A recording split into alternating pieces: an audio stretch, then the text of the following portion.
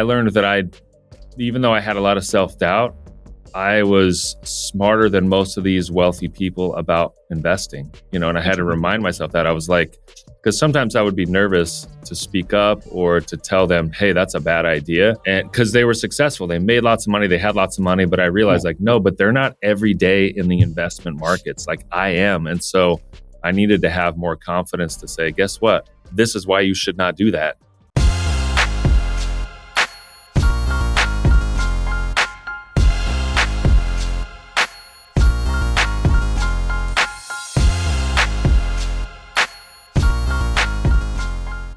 All right, you're listening to HawkeTalk. I'm here today with Chad Willardson. How you doing, man? I'm doing great. Thanks for having me on HawkeTalk, man. Of course. So to start off, I assume the day you're born, you come out, you start arguing with the doctor about his 401k, asking your mom why she hasn't set you up as an employee of her company yet so that you can have some tax deferreds. Like it all started there, right? Oh, yeah. I was ready to talk money right when I was born. 100%. So let's start. Where are you from? I grew up in Orange County. You did? And been there most of my life except for college and going overseas for a church service mission. But other than that, I've been in Orange County my whole life.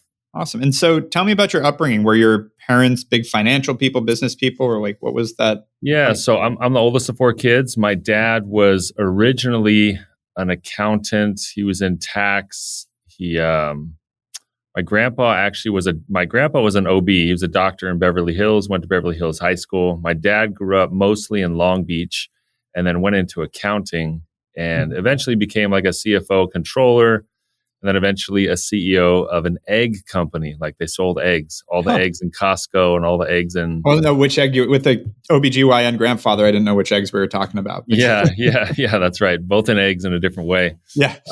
And my mom was business marketing major, but she stopped working once she had us kids. I have three younger sisters. So we were very, very like middle of the road, middle class, like lived in a small one story house when I was growing up and didn't learn a lot about money, learned a lot about responsibility and just being a good person. But I definitely didn't want to go into my dad's industry. I didn't want to go into the chicken business and I wasn't into accounting. So it really didn't happen for me until I was studying economics in college and I did an internship for an investment wealth manager. And I just loved the stock analysis part. I loved the excitement of investing. I loved working with people and their goals. And it was my first interview out of college was with Merrill Lynch. So got it. It's all I've ever done since I was 23.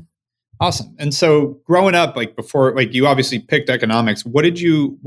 Everybody is a kid, like even when you're 5, 6 years old, has this is what I want to be when I grow up. Like what was yours? Professional basketball player. What? Yeah. Oh yeah.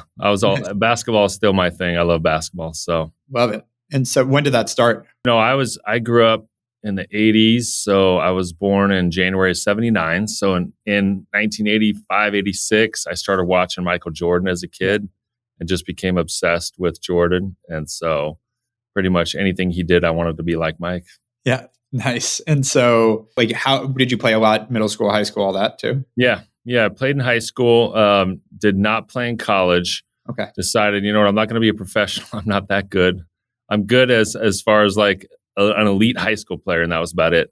And then it was, well, what do I want to do for work? And I had no idea, up until the last semester of college, I still didn't know what I wanted to do. But so was economics just like a catch-all where it was like, hey, economics, like I like statistics. I loved studying kind of the psychology of economics and markets. I wanted to understand why markets change and move. I didn't necessarily translate that to wealth management, but I took a couple classes, Econ 101. Everyone flunked out of that. It was like we had a really hard professor that kind of just washed everyone out. And I loved it. I aced it. Oh, BYU. Okay. BYU up in Utah. Yeah. So I loved it. And I was like, man, let me try a harder econ class. And I love that class. It was macroeconomics, talking about interest rates and the markets and different countries and what they're doing with their finances. And I was like, oh, this is fun. So nice. I naturally gravitated towards it. And then right before I graduated, I went to a career fair and everything looked boring. And then I came across the Goldman Sachs and the Merrill Lynch booth and started talking to them. And I got one job interview and that was it. So that's awesome. And so What was it like when you first landed? Like, there's all these, obviously it's more investment banking, but the sort of preconceived notions of what it is to go into finance and wealth and Yeah. all that. Like, was Merrill Lynch a grind shop from the beginning? Was it like this hardcore boiler room style environment? Yes. Back then, it was like during the tech bubble, and it was very much boiler room style, grinded out. The goals and quotas they had were nearly impossible. Yeah. In my training class of about 140 in all of the Southern California region, there were 3 of us that were still there after 2 years. Wow. So it was like a Shark Tank. That feels expensive to bring on 140 Yeah. people. Pay Well, them. here's why it isn't. So they would bring us on, Yeah. super low salary stipend. You Mhm. got to hustle. You got to get licensed. All these licenses. You got to bring in some new business. And if you don't meet these really high threshold hurdles, you're out. And guess what? The business stays with the older guys in the office. So they loved it because Yeah. they were just chewing people up and getting new business without doing anything. Got it. Interesting. Yeah. And So it was a Shark Tank. and what do you think why did you become one of those 3 of 140? I just, I was grinding. I wasn't like going out on the weekends and partying. I wasn't messing around. I wasn't leaving the office at 3 p.m. Yeah. I was putting in the extra work, and I thought I had higher goals. So I set my minimums a lot higher than everyone else. And because I just did the math, and I'm like, I can't bring in 300 clients in 2 years to meet the quota. So I got to find bigger clients faster with more dollars to invest. And though they told me that was a stupid idea and no one would ever trust me with money at such a young age, it eventually worked out. I feel like with Merrill Lynch behind you, that people assume that you have more than just you that they're working with. Yes, to some extent. Yeah. And I had mentors there that I leaned on a lot, older guys. So, but then I left there, and that was the greatest decision of my life. So. And we'll get there. But I'm so curious because I think, like, again, this is all about how you got to where you were. Yeah, and so for sure. I assume like were there other people that worked as hard as you that just didn't cut it? Like, what do you think? I imagine you weren't the only one or one of 3 people working hard that sought out that job. So in this industry, wealth management, you got to be good with the number side, the investment side, the goal planning side, the trust building side, and the relationship side. So there were guys that were better probably on the research investment side, but they weren't good with people, or they didn't have any emotional intelligence or self-awareness. So they'd get in a room and they'd make a presentation that was really nerdy and maybe smart, but no one cared because they didn't connect with people. And there were others who were good at connecting with people, good like salespeople, but the substance, they didn't understand the numbers and the markets and investing very well. They didn't do the homework on that end. They were just salespeople. So eventually people would figure that out and they wouldn't have clients retained with them. So I think it took kind of a dynamic of multiple things at the same time that made me, survive that training program.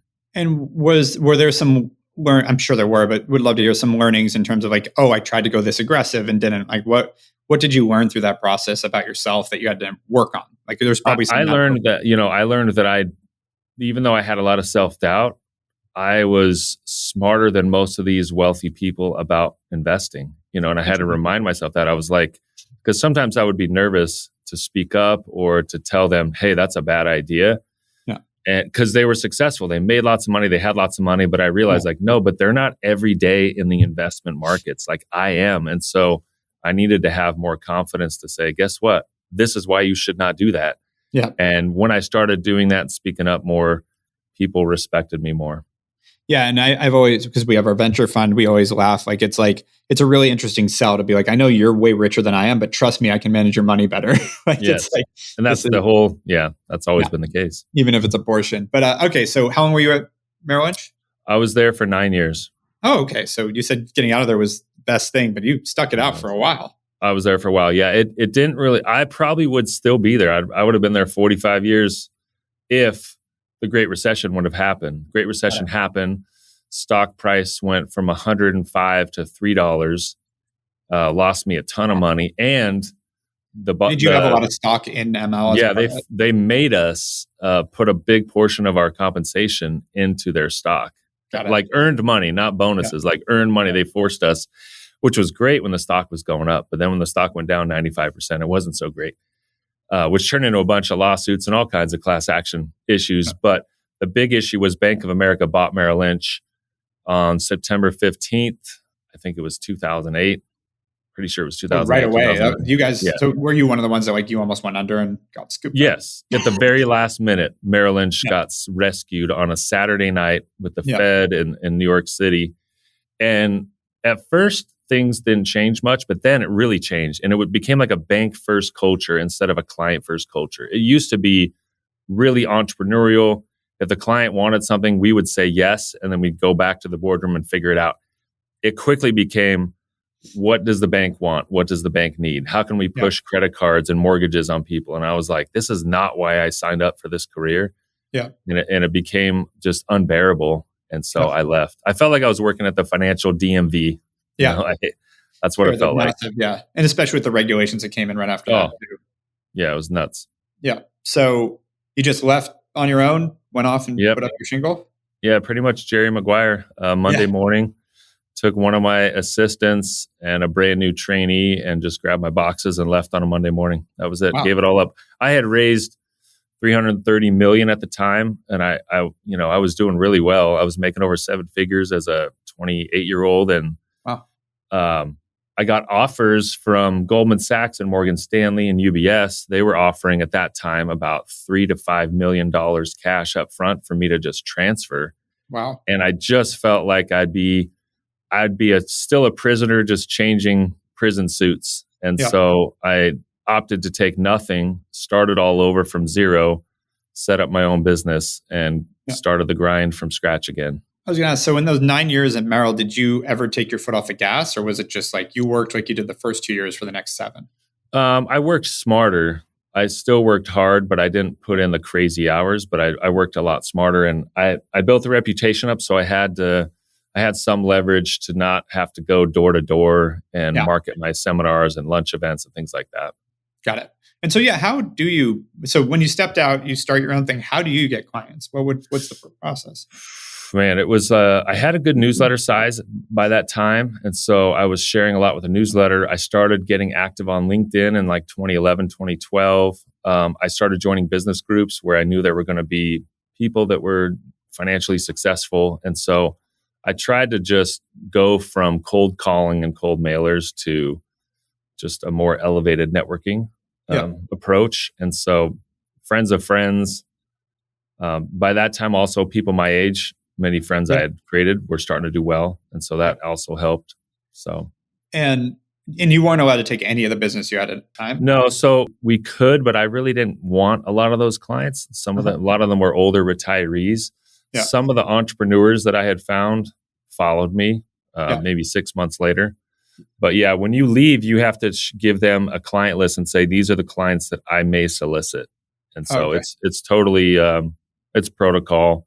That's an interesting way to do it. It's like, just let us know. And it's, game on kind of thing. Game on. The second I left, and most people leave on a Friday at 4 p.m. And then you hope that no one's at the office so they don't call all your clients and convince them to stay.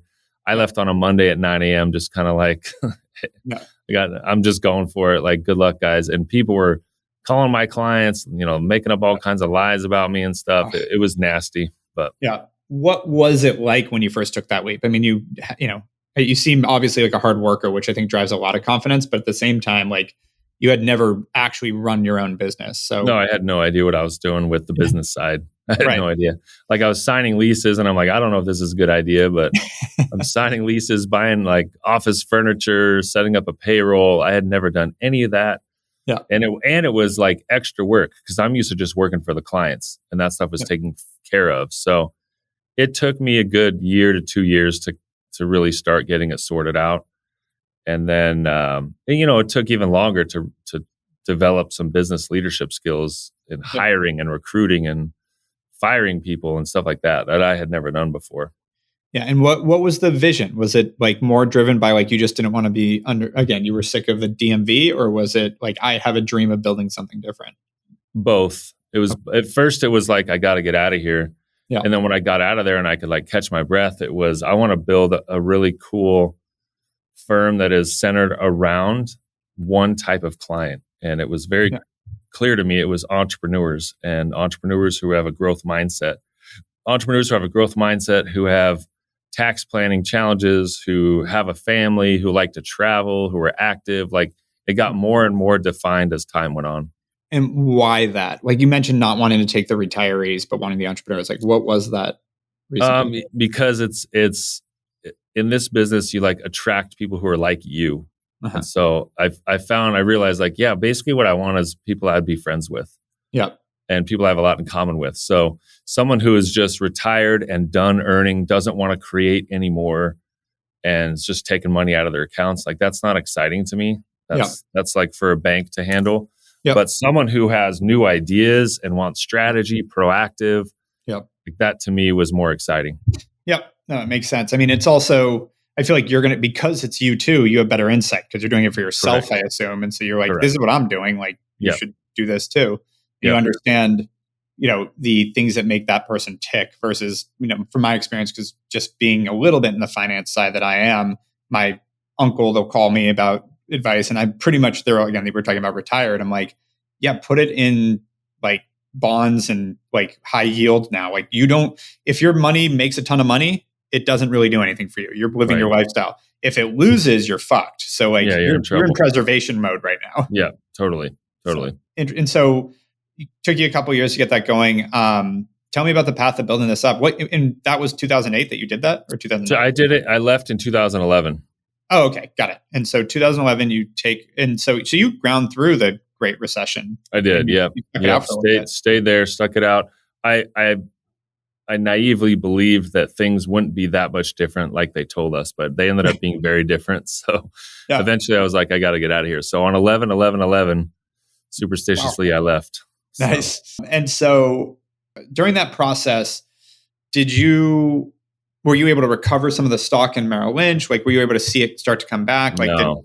Okay. So when you said it dropped to $3, like, yeah, in fact, and once I left, a lot of my investment stuff that they held for me as an employee, I logged in the next day and it was all zeroed out. It was gone. They literally just zeroed out your investments. Yeah, they zeroed out a lot of my stuff and then slapped like a very expensive lawsuit against me just to try to bury me. It was totally frivolous. That's not atypical. So I was going to ask that. So totally frivolous. They filed a frivolous lawsuit because you were leaving and they wanted to basically start a battle because in case you took your clients and just make it hard for you. They just wanted to make it really hard for me because I was the number one guy out of our region at the time. So they were like, all right, we're going to teach everyone a lesson by burying this guy. Got it. And it didn't work, obviously. Did not work, no. How much was that a distraction at all? Or was that, I mean, obviously in a little bit, but did that really affect you at all? Or were you like, kind of rolled your eyes and just I think it got me more fired up, when I found out that like a lot of people I was really good to in my old office were making up stuff about me and saying stuff about me and challenging me, and then lawsuits coming, and I was like, okay, now I'm really going to make sure this works. Yeah. And so how quick was it before let's say we're back to par, that you had similar income coming in on your own as you did there and all that? I would say it's a good question. Probably 4 years. Okay. I would say less than 4 years. When I think, what's cool about that is like in hindsight, 4 years is nothing once you've had a career, but like at the moment you're 28, 28 to 32 is a long time. Oh yeah. Yeah. And I had a few kids at the time and big mortgage, and my wife was just like, are you sure this was the right thing to do? And I was like, just trust me, I'll make it work. So I just rewatched a few seasons of Entourage. I was sick a couple of weeks ago. And when Ari goes out on his own and he's like borrowing money from his wife and bounces a check to the private school and all that. It's like, that looks familiar. Yeah. So and so at what point did you feel like, oh, this is working? I doubt it took that long. Like that you're like, even when I was just getting back close, I was like, I love coming to work. Like I love coming to work. I'm excited for Monday mornings. Like that was very early on. And I felt like this burden was lifted because I got to create, I got to bring on whoever I wanted as a client, whoever I wanted as a team member. Yep. And it was just a lot of fun. We want to change something on the website. We can do it today. Yeah. It was just like this freedom to create that I had never really fully experienced before until that moment. And what was the vision from there? Do you want to build the biggest wealth management company in the world? Did you want to stay boutique? Like what were you? My vision was to create a really unique family office experience for our clients and to continue to level up in not only our competence, but the types of clients that we would work with. So it was a very big vision. We went from $1 million account minimum to 2.5 to 5 to 10 to now 25 million. And so we serve a smaller number of households, but we are very deep into their entire scope of their business. We help them sometimes hire and train executive assistants. We book their travel. We proactively do tax strategies for them with their CPAs, or we'll source a CPA. So we've just evolved into what I really always hoped we would be, which was just an essential partner for these big family office level entrepreneurial people. Yeah, makes sense. And so when you say you went to like the 20, is that the idea, like, frankly, back to Jerry Maguire, more personal attention? Like you want to be able to like have a higher concentration versus. Yeah, higher concentration. So higher quality, lower quantity, just real relationships, where I get invited to the weddings and like I'm there as a family member, as a friend. It's not like these big banks, these big Wall Street banks where everyone is just a customer number. Yeah. And so I'm curious on that side, like there are some benefits to having your money with a big bank in terms of your ability to get financing and, like getting a mortgage, that kind of stuff. They're basic. I would disagree with that. You would? Okay. It used to be true. Yeah, that used to be true. But so we are just the advisory firm, but the custodian is Fidelity or Charles Schwab. We choose Charles Schwab. So the institutional benefits our clients get as a family office client is as good or much better than most people at a big bank. Like the rates that we can acquire for client lending and things like that are phenomenal, which you can't access as a private client of many of these big banks. Got it. And that's what I was wondering, because that's been the apparently misconception about that. And so as you built this out, so how many people are at the company now? So we have 15 people working here. Okay. And are all those people building their own books? I mean, I assume there's zero. Yeah. Okay. So that's a unique part of how I set up Pacific Capital, is that it's more like a team.